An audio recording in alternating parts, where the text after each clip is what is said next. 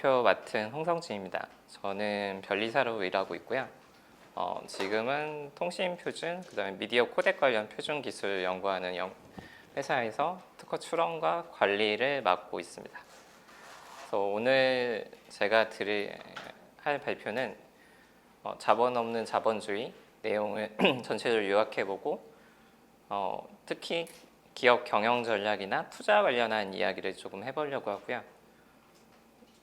이제 부제가 있는데 직원 수 30명의 회사가 직원 수 700명, 연매출 1조 5천억인 회사보다 높은 평가를 받는 시대. 사실은 이건 어떻게 보면 개인적인 에피소드에서 생각한 거고요.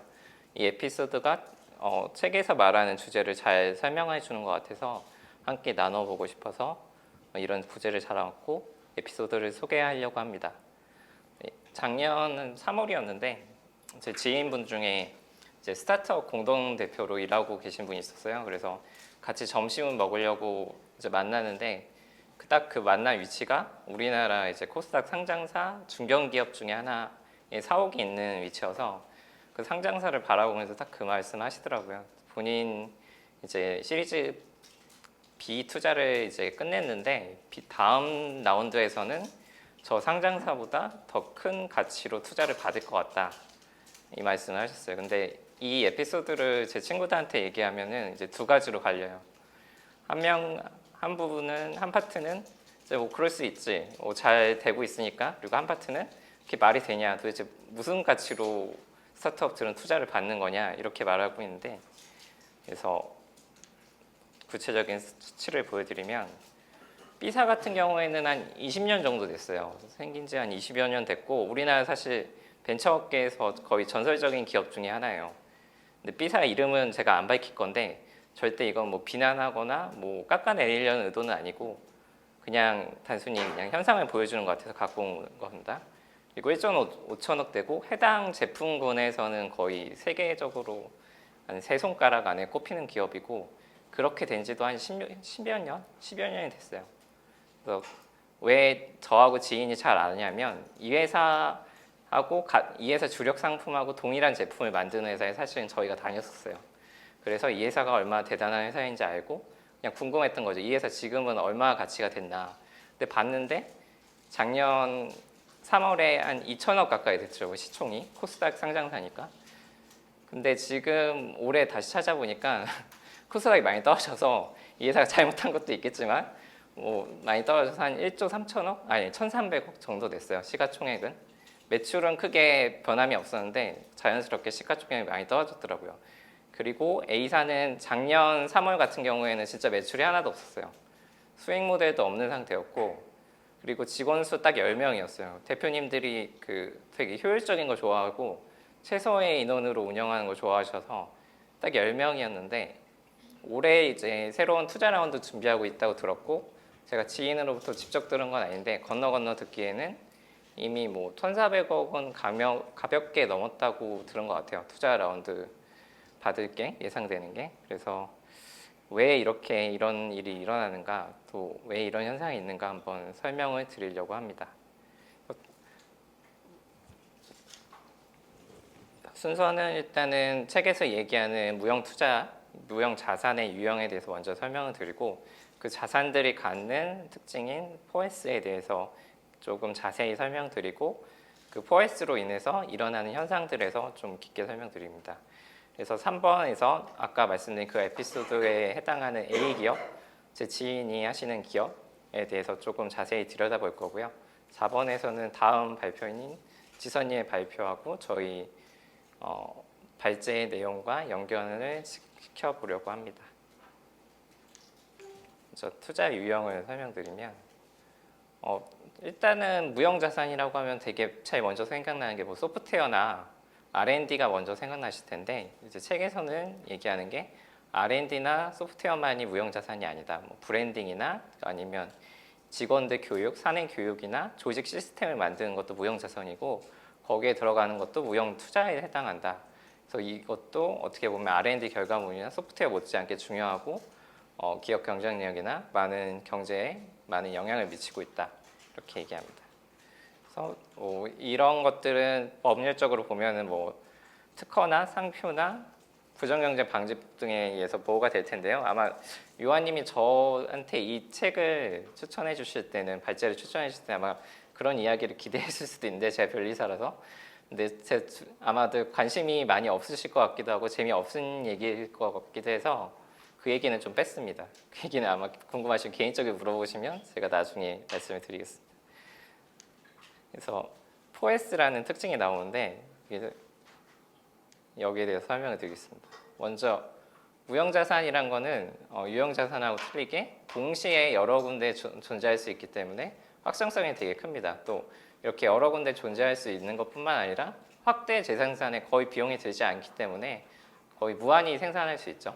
소프트웨어 같은 거나 아니면 뭐 디지털 파일로 된 저작권들, 저작물들은 무한히 생산할 수 있죠. 복제해서. 이런 확대 재생성을 보여주는 좋은 사례가 제가 생각하기엔 스팀이라는 게임 판매 플랫폼이라고 봤어요. 스팀은 이제 클라우드 상에서 게임을 판매하는 플랫폼입니다. 근데 이 아래 두 가지 어떤 일종의 인터넷 짤 혹은 밈이 있는데 항상 세일을 엄청나게 해요. 뭐 95% 세일할 때도 있고 70% 세일할 때도 있고 사람들이 미쳤다 할 정도 세일을 많이 하는데 가만 생각해 보면은 파는 입장에선 손해날 게 하나도 없어요. 왜냐하면은 그냥 디지털 복제본을 파는 거고 서버 운영비만 조금 나갈 뿐 거의 손해가 없거든요. 그리고 이렇게 세일을 하면은 세일한 만큼 뭐 75% 세일하면 11배가 더 팔리고 세일 안 했을 때보다 사람들도 굳이 살 필요가 없는데도 사게 되거든요. 어떻게 보면은 그만큼 무채재산권, 무형자산의 파괴력을 보여주는 사례라고 볼 수 있습니다. 이렇게 확장성이 있고요. 두 번째 특징은 단점이죠. 무형자산의 매몰성이라는 게 있습니다. 그래서 주로 만약에 사업이 잘못됐다 그러면은 공장이나 부동산 같은 아니면 건물 같은 유형자산 같은 경우에는 다시 매각하면 어느 정도 수익이 나오죠. 근데 R&D 투자나 뭐 조직 투자나 사내 교육 같은 경우에는 회사가 사업이 망하거나 아니면 그 R&D 투자의 목적을 달성하지 못한 경우에는 거의 건질 게 없습니다. 그래서 무슨 사례를 들면 제일 좋을까 생각하다가 딱 신라젠이 생각나더라고요. 신라젠이 임상에 실패했죠 이번에. 근데 뭐 개인적으로 투자하셔서 되게 안타까워하시는 분들도 있을 수 있는데 그 사례가 계속 하한가 맞고 뭐 11만 원, 12만 원 이상 가던 가격이 만 원대로 떨어졌는데 딱 R&D 투자야 실패에 좋은 사례 같아요. 건질 게 없다 이거를 잘 보여주는 것 같고 간혹 이제 회사가 망할 경우 특허권 같은 걸 팔아서 회복을 하는 경우도 있는데 그 케이스에서도 투자 비용을 뭐 70% 이상 건지기는 힘들 거라고 봐요. 개인적으로 변리사 입장에서 봐도 그런 케이스가 없진 않지만 희귀한 케이스고 이런 걸 살펴본다면 무형자산에 투자라는 거는 어느 정도 꽤 큰 위험성을 갖고 있다고 보게 됩니다. 그리고 그 다음에 세 번째 개념은 스피일오버라는 건데요. 이제 무형 투자를 해서 이익을 얻는 집단은 그 투자하고 그거에 어떤 노력을 들인 집단뿐만 아니라 다른 집단까지도 그 이득을 보게 돼 있습니다. 보통은. 왜냐하면 이제 무형 투자, 무형 자산이란 거는 물체가 없는 거기 때문에 그만큼 퍼지기도 쉽지만 지키기도 힘들고 누가 이거를 따라 쓴다고 할 때 단속하기가 많이 힘듭니다. 뭐 이런 걸 막기 위해서 또는 어느 정도 일정한 권리를 보호하기 위해서 특허라는 것도 있고 부정경제방지법이라는 것도 있는데 되게 모호한 경우가 많고 변리사인 제가 봐도 되게 시간이 많이 걸리는 제도예요. 그 특허 침해로 어떤 다른 경쟁사를 막기에는 혹은 부정경제방지법을 막기에는 되게 모호한 어떤 경계가 많고 완벽히 방어하기는 쉽지는 않습니다. 그래서 흔히 말하는 몇 개의 사례를 한번 생각을 해보면 에어프라이어라는 제품이 있었죠. 사실은 필립스에서 그런 조리 방법을 최초로 만들었어요. 근데 어느 순간 사람들한테 이게 진짜 좋고 써볼 만하다는 인식이 생기니까 여러 업체에서 비슷한 제품을 계속 내놨거든요. 근데 필립스는 시장 방어에 실패했어요. 일단은 에어프라이어라는 이름 자체도 사실은 필립스의 브랜드 상품이었는데 그것도 보통 명칭으로 돼서 여러 회사들이 쓸 수 있었고요. 그리고 필립스가 선두로 만들었지만 지금은 시장 점유율 자체는 크지 않은 걸로 알고 있어요. 물론 원조라는 기억은 남아있지만 사람들이 굳이 필립스 제품을 사진 않죠. 그리고 아이폰이 처음 출시됐을 때는 사실 어플리케이션을 설치하고 풀터치 방식의 핸드폰은 아이폰이 처음이었죠. 근데 아이폰을 보고 이제 안드로이드가 나오죠. 그래서 스티브 잡스가 안드로이드 보고 그냥 도둑이라고 했다고 해요. 도둑이라고 했다고 하고 애플에서 좀 격노해서 특허 소송도 많이 했는데 어느 정도 이익은 아직도 아이폰에서 나오고 있지만 완전히 그들이 안드로이드 폰이 출시되는 걸 막지는 못했습니다. 그리고 뭐 BM 같은 경우가 가장 따라하기 쉬운 것 중에 하나인데 BM을 보호를 많이 받고 싶어 하시고 받으려고 하는데 사실상 BM이 제일 보호하기 어려워요. 저희한테도 변리사들한테도 제일 많이 물어보는 게 이러이러한 BM을 생각하고 있는데 보호해 줄 수 있는 방법이 없냐 이런 거 많이 물어보시는데 거의 저는 사실상 많이 힘들고 특허로서 보호하기는 진짜 힘들고 뭐 잘하시는 수밖에 없다, 사업을 잘하시는 수밖에 없다 이런 얘기 말씀 많이 드립니다. 그래서 이런 케이스들이 보면은 직방하고 다방, 그 다음에 야놀자하고 여기 어때? 정말 뭐 상표, 특허, 그 다음에 부정경제 방지법 이런 모든 소송 수단을 써서 서로 맨날 싸우고 있죠. 그리고 서로 비난하고 이게 나쁘다는 건 아닌데 그만큼 먼저 진입한 쪽에서는 지키고자 하는 욕구는 강하고 뒤따라온 쪽에서는 쉽게 뺏기기 쉽습니다. 그래서 이런 사례들이 스피일오버를 잘 보여주는 것 같습니다. 그리고 장점 중에 하나, 무형자산의 장점 중에 하나는 시너지입니다.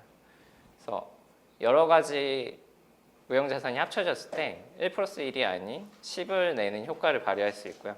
무형자산이라는 게 어떤 물체도 없고 어떻게 뭐 형체가 없는 것이기 때문에 합쳐서 조합돼서 새로운 효과나 새로운 목표를 달성하기 매우 쉽습니다.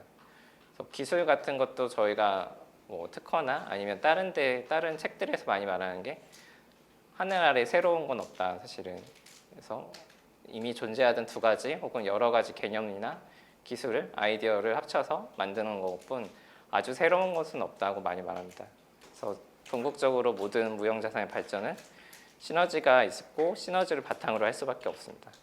그래서 마블의 MCU 같은 경우에도 이제 서로 따로 존재하던 IP들을 캐릭터들을 모아서 훨씬 더 큰 효과를 발휘하고 소외되어 있던 별로 인기 없던 캐릭터들까지 인기를 얻게 하고 주목을 받게 만들었죠. 그리고 책에서 좀 강조한 것 중에 하나는 꼭 이렇게 동일한 무형자산 종류뿐만 아니라 동일한 종류의 무형자산뿐만 아니라 서로 다른 무형자산들이 합쳐졌을 때도 꽤나 큰 시너지가 발생할 수 있다. 이걸 강조하고요. 그 사례 중에 하나로 이제 우버의 소프트웨어만 있을 때는 별로 좋은 큰 경제적 효과가 없지만 우버가 매우 거대한 택시 드라이버 조직과 인력 조직과 만났을 때 그 경제적 효과는 꽤 큰 파급력으로 다가온다. 이 말을 하고 있고요. 우리나라 같은 경우 보면은 뭐 배달의 민족이 그냥 어플만 있었으면 사실 그게 좋은 서비스가 아닌데 그 배달의 민족을 사용하는 많은 배달 기사분들이 있죠. 우리나라에 특히 많은데 그거의 두 가지가 합쳐졌을 때 엄청난 파급력을 가져옵니다. 그래서 이렇게 4S가 있습니다. 무형자산인 4S가 있고 이 4S가 만나서 새로운 현상들을 몇 개를 만들고 있는데요. 책에서는 이제 사회 전반 그리고 경제 전반에 걸쳐서 이야기하고 있는데 저희는 시간이 그렇게 길지도 않고 그래서 제가 생각한 주제는 아무래도 회사 경영이나 투자 관련한 얘기가 좋을 것 같아서 오늘은 회사 경영, 투자 관련한 얘기를 주로 해보려고 합니다. 그래서 4S 혹은 무형자산이 중요해지면서 기업 간의 막대한 격차가 발생하는데 특히 책에서 말하는 거는 특정 몇 개의 기업은 남들이 흘린 스피일오버, 남들의 투자가 만들어낸 스피일오버와 잘 활용하고 그리고 자신이 가진 무형자산과 합쳐졌을 때 꽤 큰 효과를 발휘할 수 있는 무형자산들을 끊임없이 매입하거나 획득을 해서 시너지를 내고 있고 그 다음에 확장성을 가진 상품이나 서비스를 판매하고 있다. 이런 기업들이 거의 모든 80% 이상의 이익을 독점하고 있다. 가치를 독점하고 있다. 이런 얘기를 합니다. 그래서 이 얘기를 봤을 때 저는 딱 떠오른 게 애플이었습니다. 애플이 아까 말씀드렸듯이 어떤 스마트폰이라는 상품군에 다른 경쟁사들이 들어오는 걸 방어하지 못했는데 강력한 브랜드 효과하고 그다음에 끊임없이 새로운 기술 기업들을 인수해서 수익 면에서는 아직도 62%를 가져가고 있어요. 그래서 스마트폰 시장을 보면은 딱 수익을 내는 회사는 딱 두 개입니다. 그 되게 많은 회사들이 스마트폰을 생산하고 있는데 삼성하고 애플만이 사실 수익을 내고 있고 나머지 회사들은 다 적자예요. 다 적자고 판매 대수는 오히려 화웨이나 오포 같은 중국 회사들이 많은데 이 수익 면에서는 따라갈 수가 없습니다.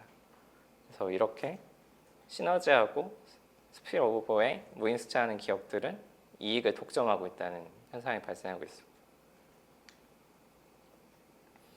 그래서 투자하는 입장에서는 당연히 앞에서 말한 스필오버, 시너지를 잘 활용하는 회사에 투자하고 싶어 하고 있고 이런 회사들이 이익을 독점하고 대단한 가치 평가를 받고 있기 때문에 막대한 이익을 볼 수 있습니다. 이런 회사에 투자했을 때. 그리고 그런데 앞에서 말씀드렸듯이 무형자산이란 게 잘 되면 매우 좋은 거지만 잘 안 되면 남는 게 거의 없기 때문에 항상 이에 맞는 투자 방법으로 이제 벤처 투자라는 형식이 들어왔고요. VC들이 하는 기본적으로 라운드라는 게 있고 아까 말씀드렸듯이 시리즈 A, 시리즈 B, 시리즈 C 앞에는 시드 투자 단계 이런 투자 단계를 밟아가면서 계속 가설을 세우고 검증하는 거죠. 이 회사가 앞으로 이 정도는 계속 커 나갈 것 같고 이런 목표를 달성할 수 있을 것 같은데 일단은 A에서는 이 정도 얼마 정도의 돈이 필요하니까 이 정도 가치로 일단 투자를 해보고 그 목표를 달성하면 또 새로운 돈이 필요했을 때 돈이 모자랄 때 다시 투자를 생각해보자 이런 식으로 접근을 하고 있고요. 이게 앞에서 사실 A사라고 했는데 제 지인이 하시는 회사는 당근마켓입니다. 당근마켓이라는 회사고 이 회사의 비즈니스 모델은 가까이 근거리에 있는 사용자끼리 중고 거래를 할 수 있는 플랫폼을 만들어 놨고요. 그래서 5km 지금 아마 5km 정도 되는 것 같은데 그 근방에 있는 사용자들끼리만 중고 거래를 할 수 있습니다. 그리고 궁극적으로 이 회사에서 만들자고자 한 거는 딱 그거예요. 지역 정보지. 예전에 보시면 교차로라든가 벼룩시장 같은 지역 정보지가 있었는데 그걸 모바일화해서 지역 정보를 전달하고 거기에 사람들을 모이게 해서 새로운 BM을 수익을 만들어내자 이거를 목표로 하셨고요. 그리고 이 회사가 잘하고 있는 거를 보면은 제가 생각할 때는 스필오버를 참 잘 활용하세요. 보면은 머신러닝 같은 건 사실 지금 솔루션이 많이 연구가 됐고 무료로 쓸 수 있는 게 많죠. 엔지니어만 있으면. 근데 아까 10명이라고 했었는데 작년에 지금은 물론 30명 정도로 엔지니어분들 늘은 걸로 알고 있는데 그 작은 인원이 지금 일반인자 수가 거의 240만인데 다 모든 일을 처리하십니다. 그래서 모든 일을 처리하시고 굉장히 적은 인원으로 새로운 기술을 이용해서 운영을 하고 있고 또 놀라운 것 중에 하나는 거의 체류 시간이 20분 정도예요. 사용자당 체류 시간이 20분 정도라고 해요. 그래서 아무래도 작년에 투자 받을 때는 실제로 제가 여기 투자한 VC분을 만나서 얘기를 들었을 때는 그 수치가 놀라워서 수치가 자기는 솔직히 이 BM을 이해를 못하겠지만 그 사용자 수하고 사용자당 체류 시간이 너무 놀라웠기 때문에 투자 안 할 수가 없었다 이 말씀을 해줬고 그 다음에 계속 커가는지 지켜보고 있다 이 말씀을 해주셨습니다. 네. 그래서 또 가치 평가할 때 더 중요해진 거는 전에는 장부상에 드러나지 않는 장부로서 드러나는 어떤 회계 자산들 그게 중요했다면 지금은 장부에 드러나지 않는 무형 자산들이 점점 중요해지고 있고 앞에서 말씀드린 스필오버나 시너지가 날 수 있는 무형 자산인지 또 확장성이 있는 무형 자산인지 그걸 보고 투자를 하고 있다고 보여지고요. A사 당근마켓 같은 경우에는 계속 이제 해외 진출을 생각하고 있고 마침 라인이 베트남에서 거의 동일한 어플을 내놔서 출시를 했어요. 따라 출시를 했고 굉장히 반응이 좋았다고 하고 그런 걸로서 어떻게 보면은 스피로오가 일어나긴 하지만 확장성도 검증이 됐다고 생각하고요. 그래서 지금은 아까 말씀드린 B사보다 더 큰 가치로 평가되지 않는가 생각이 됩니다. 그래서 이거를 보면서 영화를 보고 생각했던 거는 과연 주인공들의 비즈니스가 지금은 되게 행복하고 좋은데 앞으로도 계속 해피할까? 좋은 일만 있을까? 똑같이 따라하는 뭐 레스토랑이 있거나 아니면 똑같이 따라하는 매니지먼트가 있을 때 어떻게 방어할 수 있을까? 이런 생각들을 많이 했어요. 또 확대할 수 있을까? 사업이 비즈니스를 스케일업 할 수 있을까? 이게 가능할까 하는 생각을 많이 했고 여기에 대한 거는 지선님이 발표를 조금 해주시고 또 저희가 앞으로 있을 발제 토론에서 얘기를 나눠보면 좋을 것 같습니다. 감사합니다.